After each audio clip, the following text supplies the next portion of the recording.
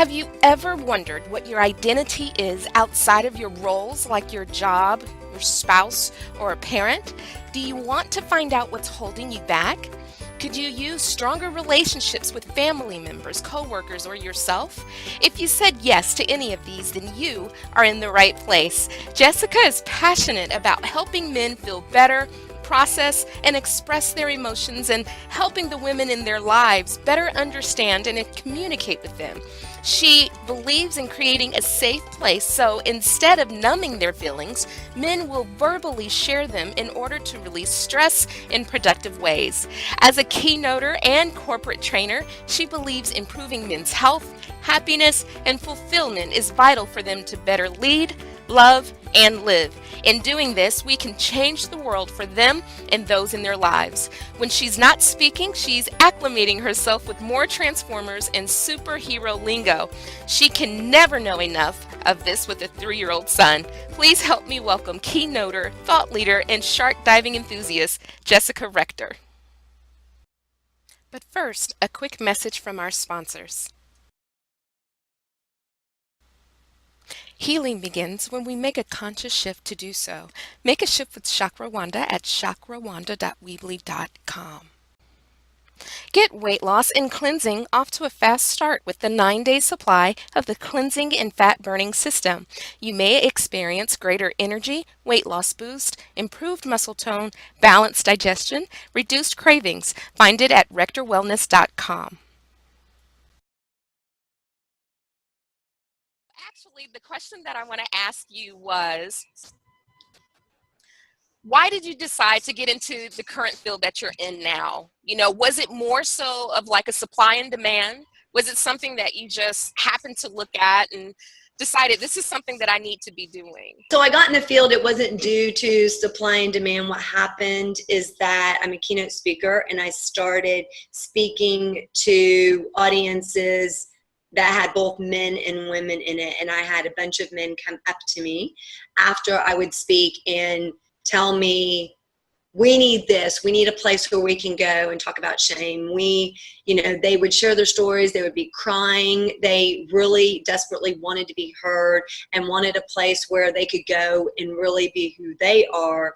And there isn't a place out there. And I feel in order to really help these men, we also have to help the women who are in these men's lives. So educate, help them know more about communication, also help them to create that safe place for the men, because a lot of times we're taught one thing and we don't know anything else. And so it's really about informing, edifying the women who love these men in order to, help propel these men into being a better version of themselves as well. Wow. I really love that you are going against what's expected, so to speak, and really providing that safe haven, I guess, if you want to call it that, of showing these men that you hear them, that you want to be there for them, and definitely about providing, some direction for the women that love these men, so you can make sure that once they get home, they're not reverting back. So that's awesome. I really love that.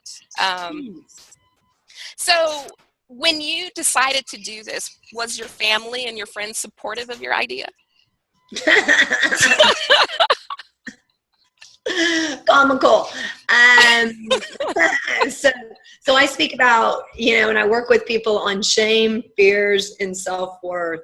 The things that people hate talking about are the things that light me up and get me excited and get me out of bed every day. And the things that everybody else is too busy burying and hiding and brushing under the rug. And my family and friends, I don't even know if they really even know what I do still to this day. Sometimes family is the last people that you get business support from. I get support, right. They help out, with my son and stuff when I go to business events. Friends, I have a few friends that are very, very, very supportive. Some people told me, no, you can't lead with those things. You can't talk about shame and vulnerability and fears and self-worth. People don't want to talk about that. People don't want to hear about that. Right. You need to lead with like confidence or how how to help men climb the corporate ladder or those kind of things. And it just felt really inauthentic for me to get men in like, oh, here are 10 ways to climb the corporate ladder. And once they're in, go, oh, but what we're really talking about is shame and fear and so forth. The things we're talking about. Yay! Right. Surprise. So, yeah, surprise. So I said, you know what? So I listened to some friends for a while that were telling me, no, don't lead with that. I listened to them. And it was just this tugging at me saying, you know what, Jessica, it is your company. Like, why are you doing anything but what you want to do? Why are you leading with this when what you really want to do is lead with this? Why are you listening to these other people more than you're listening to yourself? And I think a lot of times as a woman, it's very, very easy to do. We think other people know best, or other people, even though they've never been in our shoes or don't really know our business, we think other people's advice is more important than what we're saying to ourselves now, or where we're being guided, or where we're being led to go. Right. And so we listen to other people more often than we listen to ourselves. And I finally just said, you know what? It's my company. I keep hearing this over and over and over that I need to do this, and I keep ignoring it. And I finally just said, nope, I got to do it. I have to do it because this is where I'm being led. This is where I'm being guided. And it's been amazing ever since. And so I really encourage every woman out there. Yes, you can listen to what other people have to say, but in the end, do what you and your gut and your intuition and your instinct, what you feel is right or the best for you in your business if you own a business as well. Wow. I really love that. And I agree. I know a lot of women feel that we're pleasers. We're pleasers. And I know a lot of times, I can recall in my childhood, my mom may have said, you know what, maybe you should actually study this instead. And so I want to be obedient. I want to be submissive. I want to make her happy and make her proud of me, right? And then I was just miserable. Right. So that happens, right? Yes. So I totally get that. And it's weird because whenever you do something that you know you're not meant to do, you get that nagging. Yes. You hear that. Yes. You're like, you're not happy? What are you doing? So awesome. I always say it's like I'm getting hit over the head with a brick when I finally go, yes, okay, I'm listening. Like it takes a brick to hit me over the head for me to go, okay, I'm going to do it now. Right. The little whispers don't do much. It's the yelling and the, okay, right. You finally did it. Got to get physical with you. Hello? Yeah, it's like, okay, I hear you. I'm listening. Oh, God. I love That's when I pay attention. Yes, absolutely. Don't wait until you get hit in the head with the brick to figure things out. So, oh my God, I love this. So I'm just going to ask you one more question, okay? Sure. All right. So, I mean, we pretty much just covered it, but I really want to give you the opportunity to be direct. Yeah. What would you tell the woman that's listening right now who is stuck? She's literally stuck. She wants to move forward, right? But she's stuck by other people's beliefs and expectations.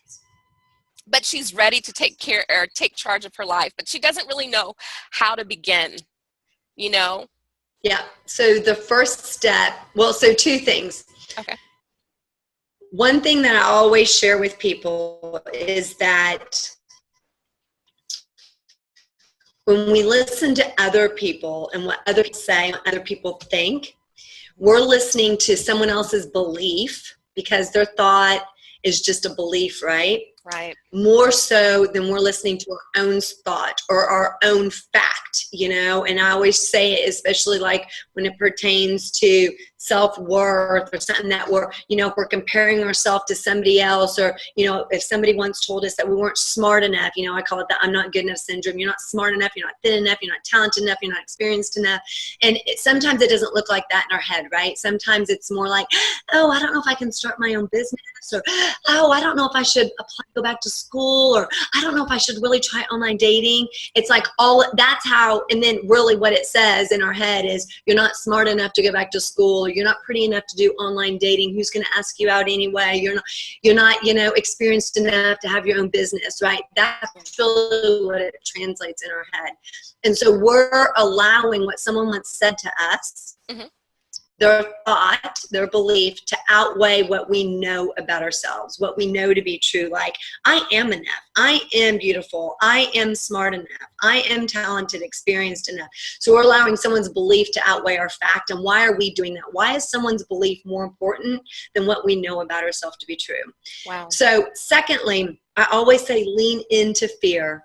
Anything worth having, you're going to be scared, right? If you're not scared, you're not thinking or dreaming big enough. That's one of the things I often say. That's a Just Corrector quotism. Oh, I love that. So lean into fear, because something magnificent for you waits on the other side. But we're too busy being scared that oftentimes we run the opposite direction. We're like, no, I can't do that. Oh, no. Oh, what if it doesn't work out? What if it does work out? What if it's even better than you thought? What if it leads to something so much grander or greater? Because guess what? You wouldn't. So it's just about, and you don't have to go from where you are now to where you ultimately want to be. It's just about taking one step consistently over time.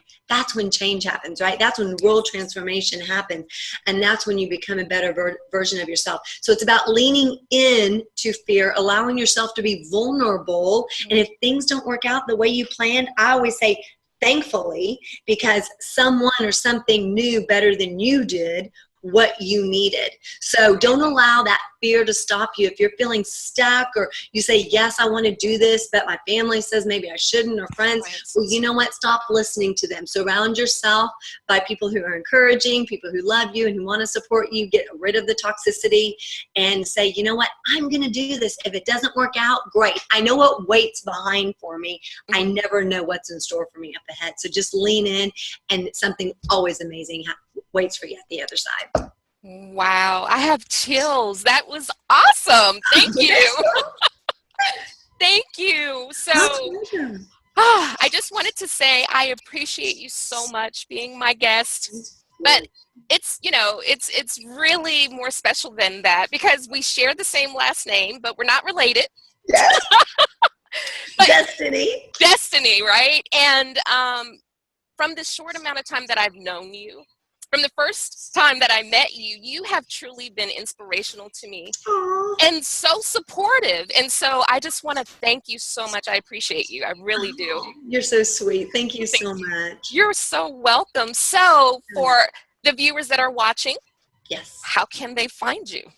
You can go to jessicarector.com. Awesome. Thank you again, Jessica. I appreciate you. Thank you for having me. Absolutely. So you take care, and I will see you later. Yes, bye-bye. Bye. Healing begins when we make a conscious shift to do so. Make a shift with Chakra Wanda at chakrawanda.weebly.com. Get weight loss and cleansing off to a fast start with the 9-day supply of the Cleansing and Fat Burning System. You may experience greater energy, weight loss boost, improved muscle tone, balanced digestion, reduced cravings. Find it at rectorwellness.com.